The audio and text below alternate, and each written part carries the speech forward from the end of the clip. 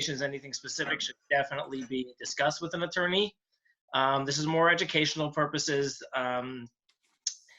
These are talking points for your clients. It's going to be really, really important when you're working particularly with not only with landlords, but sellers, buyers. I had a long conversation with a buyer the other day who pretty much put his search on hold because of everything that's been going on with tenants, and it's impacted the risk factor, and that's all coming into the calculations. So I just want to start off with a little overview of the eviction process, go through some terminology, and then we'll kind of, this is in a normal world, but we'll kind of break that down, but how it's changed now with the COVID-19 and the current world that we're in. So in general, the world of evictions, we tend to use that word eviction a lot, but it's actually doesn't necessarily apply. There's what I like to call a relocation, which is also known as a non-fault eviction.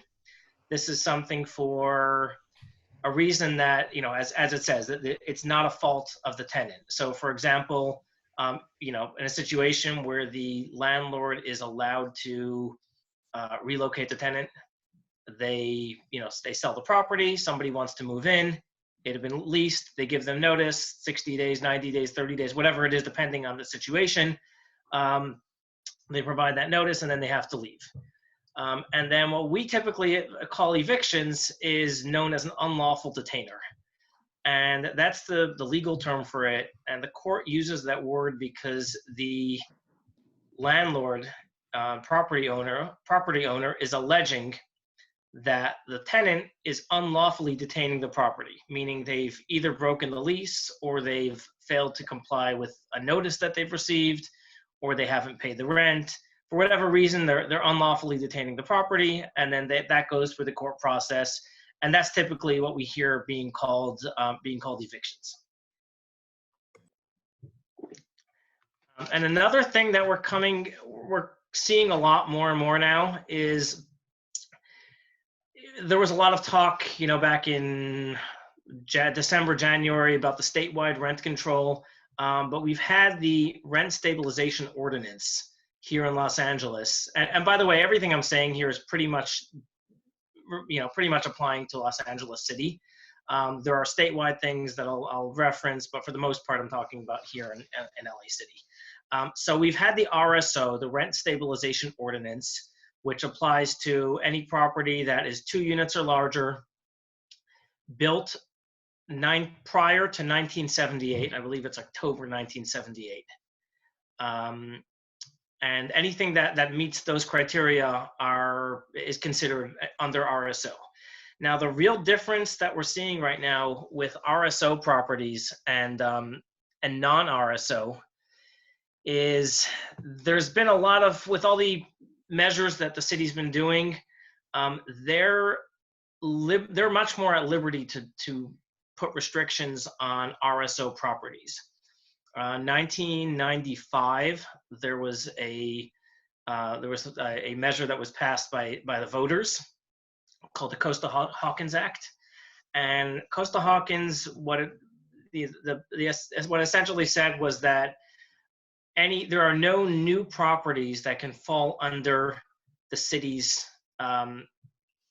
rent restrictions. So what they were trying to do was, they said, okay, it was sort of like a compromise, if you will. They said, okay, so all the cities in California, if you have restrictions on rent, restrictions on any sort of rental restrictions on properties that exist right now, then that's fine. We're not going to touch those. But anything new, you don't have the ability, you don't have the authority to put rental restrictions on it. So anything that's not under the RSO is, the city's very limited with what they can do with that. So most of what I'll be talking about is going to be applying to RSO properties, again, that's built before 78 and 2 units or larger. So typically when, in a non-COVID era, if there's and I'll just use the most common example, which is non-payment of rent. That's by far the most common reason for unlawful detainers. The general process is, comes the 3rd, the 4th, whatever date it is, and rent hasn't been paid. Mhm. Sorry, Piper? Oh, nothing. I wasn't saying. I thought you I was wanted just to saying wave. No, I was just saying hi. That's all. Hi. So yeah, so let's say we're on, it's the 4th. Landlord says, you know what, I've given this tenant 3 days to pay rent already. I didn't do anything they didn't pay on the 1st. I didn't go after them. I gave them till the 2nd, the 3rd. Whether or not they've communicated this with them, they need to give them a 3-day notice to pay rent or quit. Now, this 3-day notice, during that period of time, if the tenant comes up with the rent, the landlord is required to accept it because that's within their rights. The landlord can't say you've already breached your contract and I'm not going to accept the rent and I just want to move forward with the eviction. That's not going to work because it's within the 3 days and they have the option of either pay rent or quit, and they're choosing to pay rent. Now this about a year ago, I want to say, I think sometime in 2019, there was a new California state law that 3 days need to be 3 weekdays. So let's just take an example of, say the 1st is on a Tuesday. So we've got Tuesday, Wednesday, Thursday, Friday. Friday is the 4th. The landlord decides to go give the tenant a 3-day notice on Friday. Saturday and Sunday are not included in those 3 days. So it would be the first day to pay rent would be Monday, Tuesday, Wednesday, and then the landlord would not be able to act on that till the following Thursday. So again, landlord served the tenant with a 3-day notice on Friday the 4th. We've got Saturday and Sunday, don't count. Monday, Tuesday, Wednesday, and then the following Thursday, they can take that to the court, submit it to the court with all the documentation, and from there's a series of opportunities where the tenant has to respond to it, to request a trial, a hearing. Whether that's a jury trial, that's a different discussion. But that's the basic idea. So without getting into even any of what's been changed moving forward, as we stand here today on April 29th, the court has declared that I think till May 12th at the minimum is considered a holiday. So anything that is done is really a waste of time. So, if somebody were to have served their tenant with a 3-day notice on the 3rd or the 4th or the 5th or whatever date of April, the tenant will have 3 days from whenever the court says, okay, we're back in session. You can now start counting, we're no longer a holiday day, we're now a weekday. That's when the 3-day notice is going to start counting. So, before we even get into what you're allowed to do or not allowed to do, it's just a waste of time because nobody's, you can't act on it for the time being.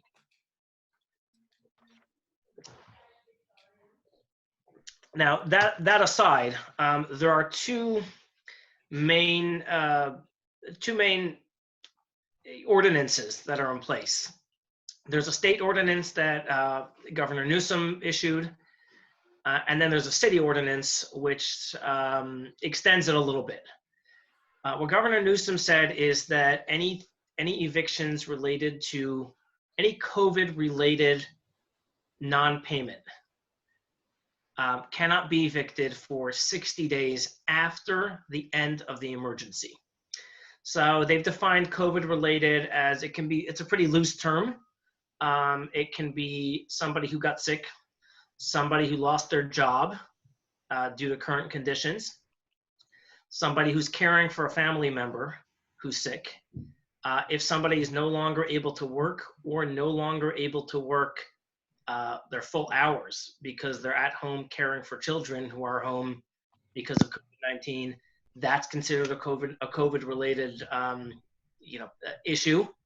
So all of those cannot be, per the state ordinance, they cannot be evicted during the emergency period and for 60 days after.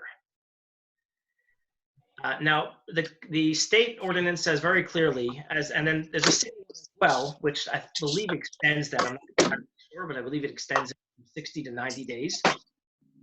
But this is what gotten lost in a lot of the media talk about this stuff is that they have to actually provide notice and proof for for whatever cause it is that they're claiming. So whatever it is that they're saying they're dealing with, they need to provide either a letter from an employer or something showing that they're with the children at home, or whatever it is that they're claiming. They can't just say it's COVID. I've had conversations with tenants who were late on rent as early as February, and landlord had been working with them, and they said, well, you can't do anything now because it's COVID. Well, that's not true, because if they hadn't paid rent in February, they can always claim that beginning March 15th or whatever the date was, things got worse because of COVID, but that's still not going to let them off the hook for whatever wasn't COVID related. So that's really important. The city ordinance actually requires landlords to hand out a copy of the ordinance to all of their tenants. And if somebody wants a copy of that, you can email me info@shirerealestate.com. I can get you a copy, but it's important to give it out to everyone, in the next, really as soon as possible. And then what the city said was that in addition to not having any evictions for 60 days or 90 days, actually, after this is over, the tenants have a 12-month period to repay the balance of this COVID-related delay in rent. That applies to RSO properties only, because the city does not have the jurisdiction to apply it to non-RSO properties. But it means that if somebody, for example, hasn't paid rent March and April, and they're able to attribute both of those to COVID.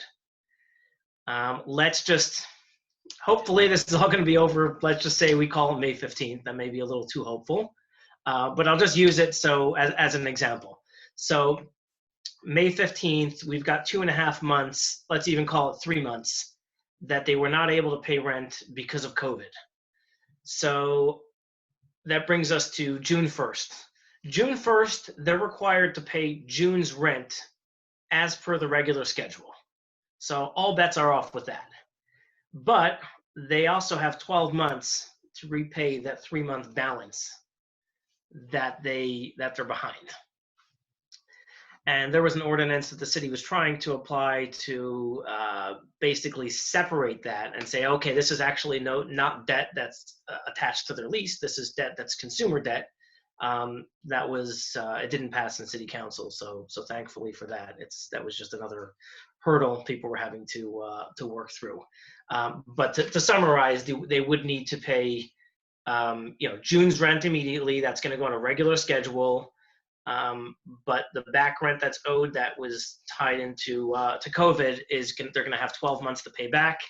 It's unclear right now whether they need to get on a payment schedule. Like, do we divide the rent that's late? Do we divide it into 12 and then they need to pay one portion every month beginning June? Or can they just pay everything at the end of the year? My guess is that they're going to have the option to come up with really whatever payment schedule they want and present it to the landlord. And it's going to be really difficult for landlords to do anything prior to that 1 year. This hasn't really been thought through very well. It's just kind of an emergency action, what has to get done today, without, thinking down the line. The other fallout that we're looking at is, so we have now 2 months or whatever it is that the court is not seeing anything. Meanwhile, the cases that were already in process, the eviction cases, the unlawful detainers, those are piling up. So there's going to be a real backlog of this, of cases, and I would estimate we're probably going to see court dates being scheduled out, probably 60 to 90-day delays in a court date. So in a normal case where we're in a normal situation, a landlord can expect anywhere between a 45 to 90-day period, barring any crazy motions passed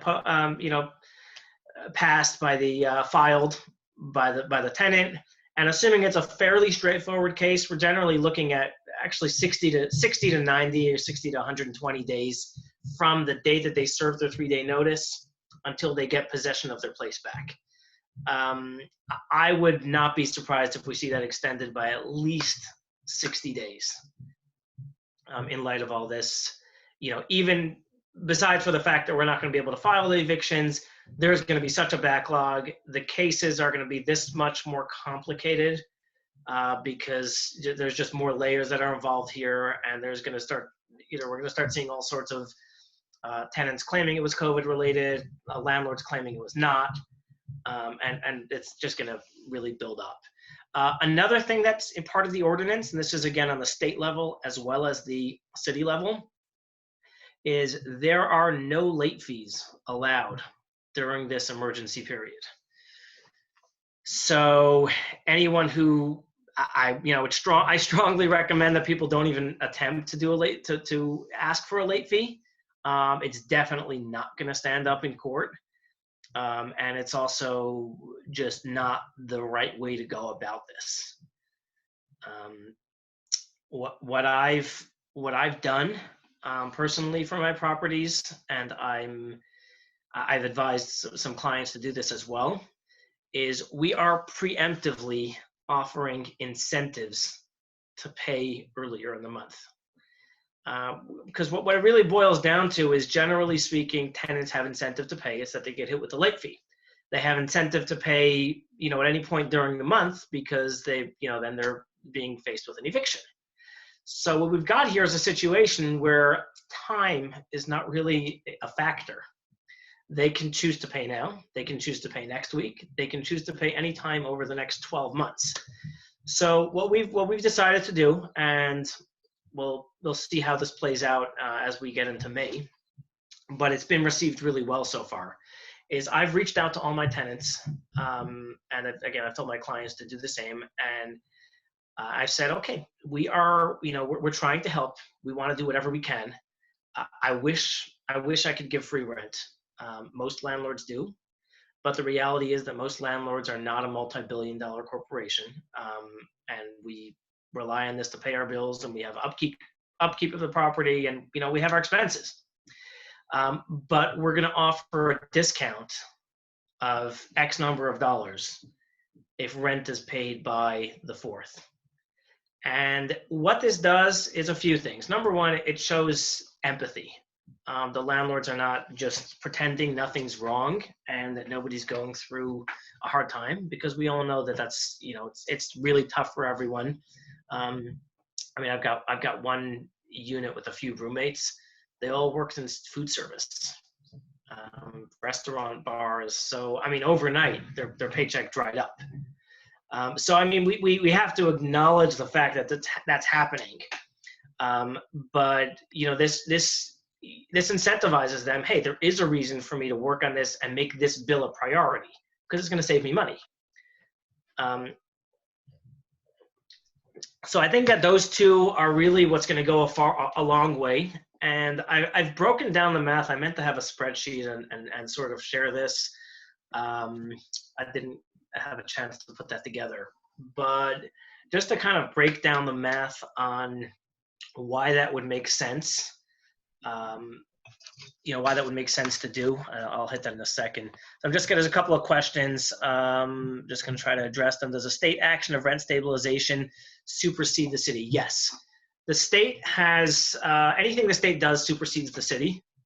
And and the city what the city does has to be within the limits of what the state has allowed. So, you know, again, the Costa-Hawkins is a great example. It put limitations on what the city can do, and the city can only work within those limitations. And then Andrew asked, do you make this notice in writing, and for how many months to offer this? Yes, I absolutely made the notice in writing. It's a great question. The reason that it's really important to make this notice in writing is one of the ways that rent is established in the state of California can be, there's a few ways. Obviously, we have a lease or a contract. But if there is rent that is accepted by the landlord on behalf of the tenant, that becomes a contract, if you will. So hypothetically, if this were to go on for a couple of months, there was nothing in writing, you offer a $100 discount. The rent, just to use round numbers, the rent was $1,500. You said, you know what, I'm going to help you out for May, and then it ends up turning into May and June. I'm going to give you a $100 discount. They can potentially down the line, and this will, you know, depending, we don't know how legal this is, but it'll definitely come up. They'll bring the check and say, here, I paid my rent. I paid $1,400 rent for May and June. My landlord accepted the rent, never asked me for any more money. This is my new rent. Under the RSO, you'd be stuck with that. So it's really important to put this in writing. The content of my letter, and I'd be happy to share it. It was just, you know, explaining, you know, we understand what everyone's going through. Here's what we're offering to do to help.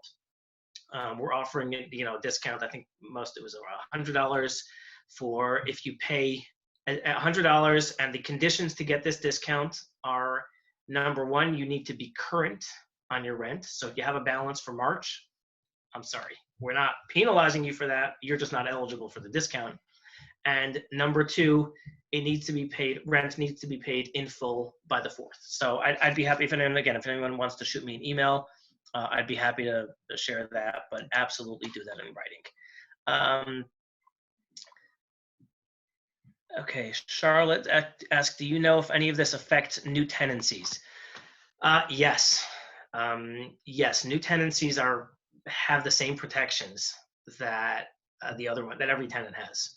So if you take a new tenant right now and next month they say they can't pay and the stay-at-home order is continued, you're screwed? Yep. Unfortunately, they become a tenant, and it's a big problem. Is there a workaround on that you're doing with any of your empty units to ensure that you're protected? You still only take 2 months security deposit. So the only workaround I could think of, and I haven't had a rental to work with in the last, you know, I've had everything full, thank God. Now. But the workaround I can think of is you can give them offer them a discount if they pay 2 months up front, 3 months up front. I don't know if everyone's in a position to do that. But that would, you know, that way there'd be no rent due until, you know, call it July, and hopefully, you know, at that point this will all be over. Is there, and I'm sure, I know Dragonet has one of these as well, is there a differentiation between, as far as that's concerned, or any of this is concerned, between RSO and say a single family home or a condo that somebody's renting, or these are across the board rules? So when you get into the nitty-gritty, there are some differences. I think that the non-RSO are only subject to the state ordinance. The city was not allowed to, does not have the jurisdiction or authority to do this, to place these kind of restrictions over non-RSO because of Costa-Hawkins. So I believe under the state ordinance, they have 6 months to pay the back rent, where it's 12 months for the city. And then the other real difference, I don't know that it's necessarily been passed, but the city is in the process of attempting to stop any rent increases. So the state has done it for, I believe, 90 days after the emergency is over. The city has proposed 360 days. But again, they're only, they only have the authority to do this on RSO properties. So single family would not be impacted by that. You'd probably have the 90 days. It's a big problem because it hasn't been thought out properly. But again, it's just they're looking for an emergency Band-Aid to put on here and make the bleeding stop, and nobody's, they're not really thinking this through. So what would you advise clients who, like I have one right now who's looking to, and I'm not even talking about my own leases, but they want to sell the house, but given the situation, they're saying, well, maybe we'll rent it out instead. What would you advise them to look for in a tenant, or how would you protect them from this situation? Say it continues continues through the summer, who knows, to do or to look for in a tenant other than getting some rent up front. Is there anything that you're doing, or there's the obvious credit and all that, but at the end of the day, you don't know people. Yeah, I mean, the first thing that comes to mind is what I call recession-proof tenants. And just to give an example, I had a unit I rented out maybe a month or two ago, just as this was kind of starting. So I wasn't really thinking about this, but it was on the back of my mind. And the tenant happens to work for LAUSD. Well, that's a recession-proof job right there. She's not getting fired. She's getting a paycheck. And the reality is that most tenants are not looking to, 95% of tenants are not looking to screw their landlord, and 95% of landlords are not looking to screw the tenant. So most people, if they're in a position to pay and they are still making a living, they'll go ahead and pay. So that would be, I'd say, the strongest suggestion would be somebody whose exposure to this is limited. Somebody who owns a couple of restaurants, I'm not sure I'd go there right now. And you'd have to speak to an attorney and make sure there's no fair housing issues here. I don't know about the implications of that, but I think that would be the safest thing is people who have recession-proof jobs is going to be a safe bet right now. See, I've heard a lot of stories actually of tenants just saying, and mine are not, luckily, but one of my old buildings that I sold, actually, they did do this literally right after we sold it. They then told the new owner on April 1st, we closed March 13th, that they couldn't pay the rent due to COVID. And they had plenty of money. They're driving 2 Teslas. It was ridiculous. And then I saw a Garcetti press conference last week where he specifically said, but I haven't found this in writing anywhere, so I don't know if you've seen it, or maybe that's what you were alluding to earlier, that you as a tenant will not be required to sign anything with your landlord. If you can't pay, you can't pay. It's like there doesn't seem to be a proof thing that's required. They don't seem to be forced to sign a repayment plan. It's like you're just out of luck. Is that your perception of it? I mean, he kind of said that, but I haven't seen a legal reinforcement of what he said. Yeah, so I mean, that's partially true. It's true, but it's not the whole story, if you will. So in that situation with the 2 Teslas, they're not required. They're not required to give to make a repayment plan at the moment. When the emergency is over, I believe they will be. That will change. I think they will be required to do it, because the only way that the state and the city can make landlords work with tenants is if they it's got to be a two-way street, although it hasn't been till now. But what it doesn't sound like from what you said, and you can correct me if I'm wrong, it doesn't sound like they provided any proof. They just kind of said, hey, COVID, I can't pay. Part of the city ordinance is that a tenant is only exempt if they provide proof that they've been impacted and they can no longer pay rent due to COVID. Is April on this call? Because I feel like she and I had a different conversation about that. Do you have that in writing anywhere where we could get a link? It's in the ordinance. It's Okay. right in the ordinance. They need to, the city ordinance, they need to provide proof to their landlord upon request that they have been impacted by COVID. Yeah, that's so. Hey, it's April. I've also been working with an attorney on this, and there is a notice.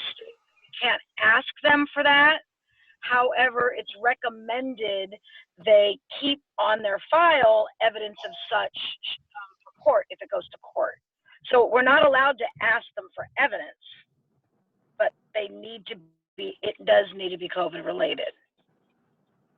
But you mean after the fact? Is that what you're saying, April? Well, I mean, they after the fact is kind of loose, right? So they're not supposed to do it unless it's COVID related. They will in time, if required, need to provide that documentation. At present, we're not allowed to ask them for it. But they're April, do you know if that's on the, sorry, do you know if that's on the state or the city level? city. That's kind of what I had heard as well. And then, like I said, at Garcetti's press conference, he said that you aren't forced to sign anything, any sort of repayment plan or anything. We just don't want anybody to lose their home. It was a very sort of vague and blanket thing, but it was kind of frightening for a landlord. I need to check back with my attorney, but what they initially said early on was, once this is over, no matter what day that is, and this may have changed, but you can literally, let's say, okay, they don't pay rent for 12 months. On that day, this is lifted and you don't have that 1 year's worth of rent, that you can give them a 3-day pay or quit. I don't know if that's changed, but that's what my attorney initially told me. Yeah, that's correct, April. That is the way it works. At the end of the 12 months, it has to be, it's due in full. Yeah. Sorry, I'm just looking at the ordinance here. I'm trying to, cause I believe it specifies this. Yeah, I'm also curious, Shia, and you may not know this. I know you said this was specific to LA City. I have clients that have 2 buildings in West Hollywood. Is it similar there? Are you aware of it? Or, I mean, is it kind of following? I know their normal RSO restrictions are a little bit tougher than LA, but are they kind of in line with all this other stuff? I think they're a little bit tougher as well. There's a couple of ordinances that they've passed that LA did not pass. I don't recall which specific ones they were, but they are a little bit tougher. I'm just trying to read this. Okay, I'm going to read the ordinance later, but it does definitely reference. And April, thank you for bringing that up. I wasn't aware that you can't ask for proof. I'm going to look through the ordinance because I believe that it specifically mentions kind of the process. I wasn't under the impression that you need to take the tenant's word for it, but I may be wrong. It may also be that after the emergency is over, after the 90 days, that may be when they have to provide proof. If they want to have 12 months to repay it, and if they can't provide the proof, it can go into, you can evict them. I'm going to look into that actually, and I'll see if I can come up with anything. If I'm signing a new lease in COVID time, can I offer discount but get paid in full for a year beforehand? Yeah, absolutely. John asked if he offers if he wants to sign a lease and he wants to avoid any issues, can you just offer a discount if they pay?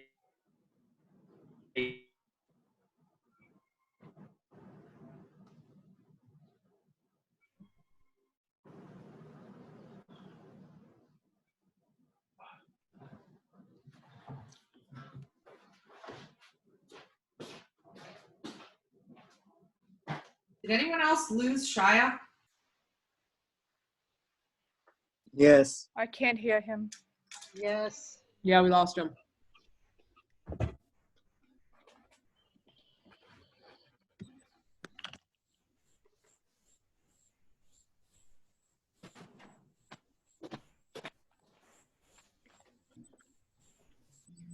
He's gone.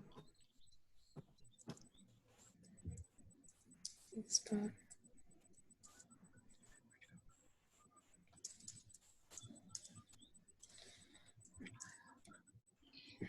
Is this session actually recorded? The record button's on. I don't know who's recording it though, but I see it blinking. He's gone too. Yeah, Shy is gone. I don't know what to You do. guys here to scare him off. Hey, April, you want to finish this? You've been in the thick of it. Let me let the expert. I'm just hanging on by a thread. No, I'm just scared. This new letter, I'm afraid to open it that we have to read and give to the tenants because I've been able to get all of my tenants to pay. So it's kind of like, oh, by the way, you don't have to. Yeah. I'm a little concerned about that. What's the repercussions of not giving it to them? I don't know about it. Ignorance. I mean, I don't know. I don't know. But yeah, you can't ask them produce. It's really, and the document is actually, I sent it to you. I don't know if you can post it because I'm not in front of a computer. You sent it to me? But I sent it to you. Okay. Yeah, it states on there, I think so, as of March 3rd, you cannot request documentation. You basically can't do anything. I didn't get it. It was a great document. Oh, maybe I'll put it in the shared drive when I get back home. Yeah, that's what I'll do. I'll put it in the shared drive. I don't want to go on as an expert. I only know, what I've been dealing with.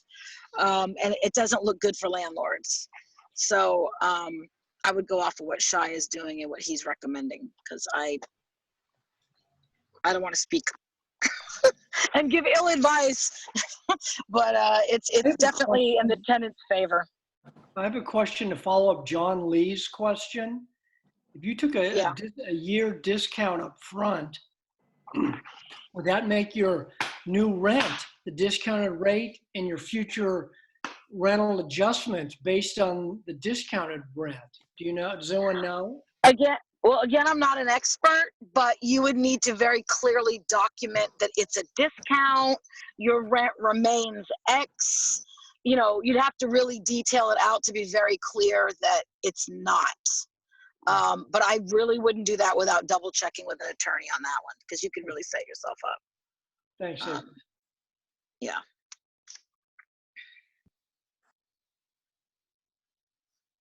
Answer to Scott's question on the idle. I actually did get it this week. Well, should we end this since Shaya's gone? Tara Sorry says about that. I'm here. he's reconnecting. There he is. Oh. Sorry about that. I lost my internet connection. And I also lost all the questions that were up here. Hey, Shaya, were you on television last week? I was. I was kind of upset about what they did and the way they cut my what I said. But I will just to answer that. I mean, my point to them was that there's a lot of what's being done that's really one-sided, and they're not thinking at all about the landlords. What they're missing is, they tend to think of landlord as this big evil corporation that got billions of dollars in the bank, and they're just trying to take money from the poor tenant. 80% of landlords in California are mom and pop operations. Yeah, I think you were trying to say that it's small time owners, but they did kind of edit and cut you off. I saw that. Well, they cut some of the other stuff I said. The other thing I was saying was that, they need to put more emphasis on actually helping people who need help, as opposed to just making blanket statements against landlords. Okay. Well, I saw you. Thank you. Okay, and so if someone wants to re-ask a question on the chats, I lost it when I got disconnected, so feel free to do that. And then another thing, I'm going to post a link there in a minute to a petition. There is an assembly bill that's been proposed in Sacramento. It's AB 828, and the CAR is California Association of Realtors is opposed to it. I'm going to post the link. but it essentially gives judges and courts the ability to lower rent payments, just because somebody's in eviction. So they're going to be voting on it at some point, the state assembly. Most lawyers agree that it is absolutely unconstitutional. So I don't think it'll necessarily hold up, but it's still important to get as many signatures on the petition as possible. Okay, so Tara sent me the questions. Somebody asked for my email. I will type it in right here.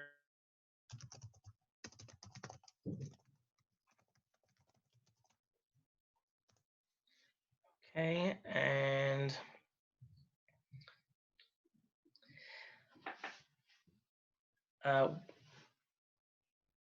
okay, sorry. Andrew asks, Shia, would taking and accepting a discount from lease for 1 year make the new rent a discounted rent, therefore making future rental adjustments at this lowered rate? So Andrew, I'm assuming you're referring to RSO properties, or I mean, actually any property at this point that has some form of rent control. Yes, correct. So the answer is, again, it's all in the paperwork. I've actually done this as a strategy in properties that I knew I was going to want to relocate people after a certain period of time. But what I would do, if there was a $5,000 unit that you wanted to do this to, and you said, you know what, in today's day, I can't get 5,000 because I want to be picky with the tenants, and I want to ask for rent up front. I'm going to give it to them for 4,000, but really I want 5,000. You would just stipulate that in the lease. So where it says the rental amount, you'd write $5,000. That is the rent for the unit. And then I'd put a little asterisk, and you go to the bottom of that page or the bottom of the lease, and you just write rent, tenant to receive a discounted rent amount of, discount of $1,000, making rent $4,000 for first 12 months, rate, discount to expire May 2021, or whatever the details would be. As long as you put it all in writing, it becomes really, really difficult to object to that in court, which is really what it's all geared to do.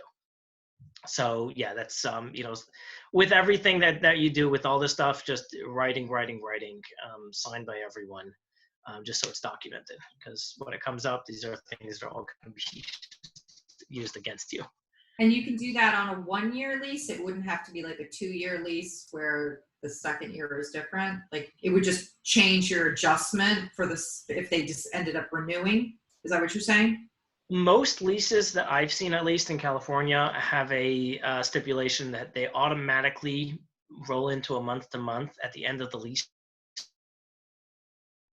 unless either party acts to do something differently. So with that in mind, and that's probably because it's California law dictates that. So it wouldn't really matter. It could be at the end of the lease period. But yeah, I don't think it would make a difference. If it expires, they're still on a month-to-month, and they still have, based on state laws, they still have a right to continue to live there. So I would do that regardless. I'm just going to try to find this petition.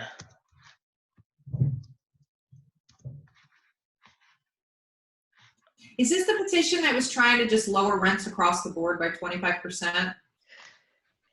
Yes. Well, it's not. It's the petition against this assembly bill. The assembly bill, what it really does is it doesn't lower rents across the board. That's how it's being positioned by a lot of people. What it does is, if a tenant's in eviction and they go into the court and they've gone through this whole process, and it's at this point, it's been several months that they haven't paid rent, the judge has the ability to say, you know what, you've been impacted by COVID.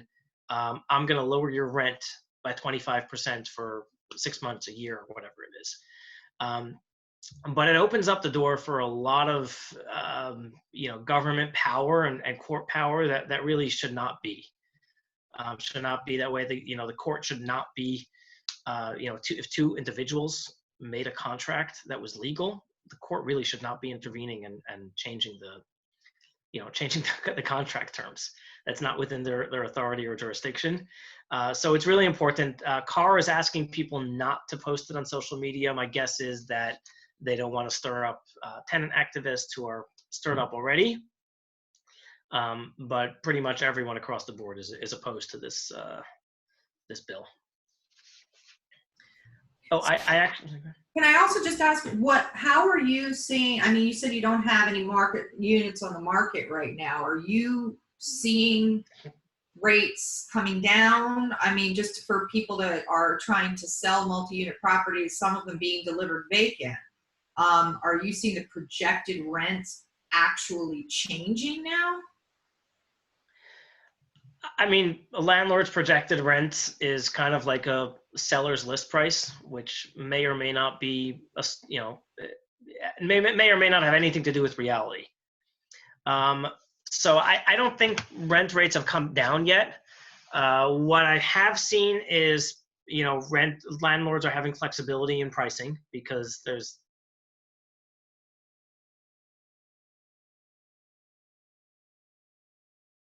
it goes with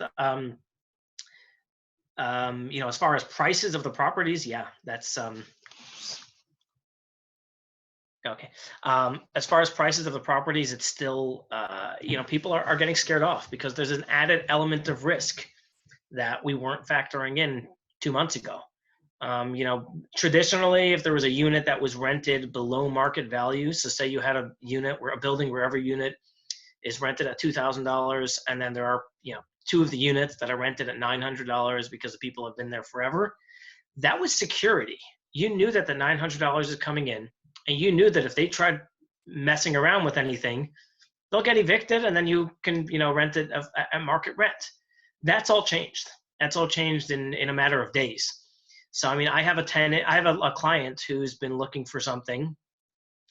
And he basically came to me and said, if I can't get a significant discount from what I was looking at paying, I'm not interested because I've got all these added elements of risk, and it's got to be worthwhile for me. I don't think sellers have realized that yet, but they're going to realize really quickly.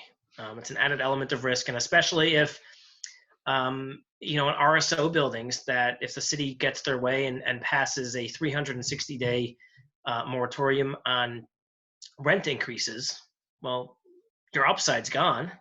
So that's really, these buildings are sold for upside.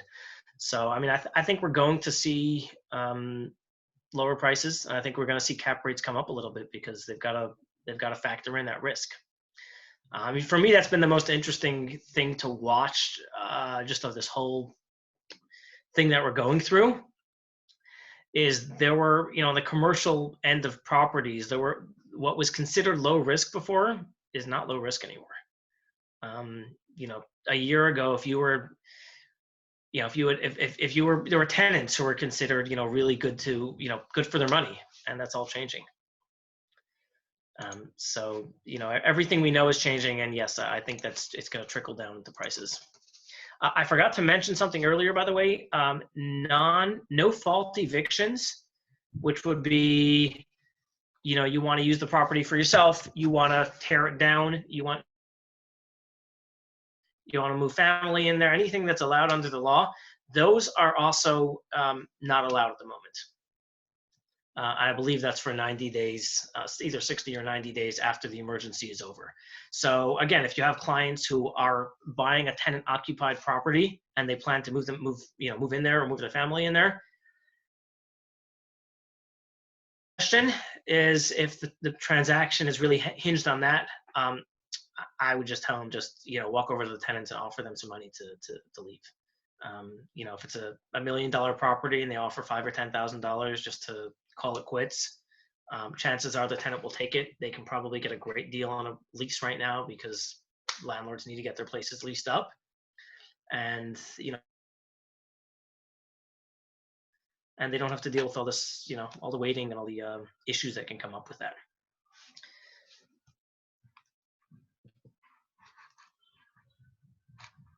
Just give me a minute here. I want to find that link.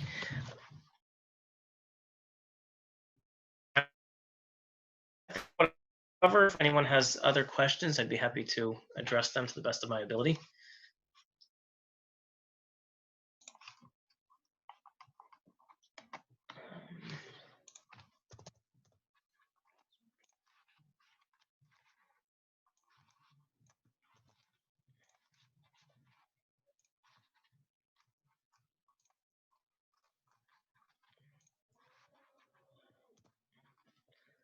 Okay, so I just posted the link. This is the California Apartment Association, and I mean the more signatures we can get, the better, because we know that people have property rights, and they can't just take it away because it's a tough time for people, and if they want to help people, they've got to be fair. So I'll wrap it up. Anyone email me any questions. I will also post my number if anyone wants to text me questions. Happy to help. Yeah, thank you so much for joining.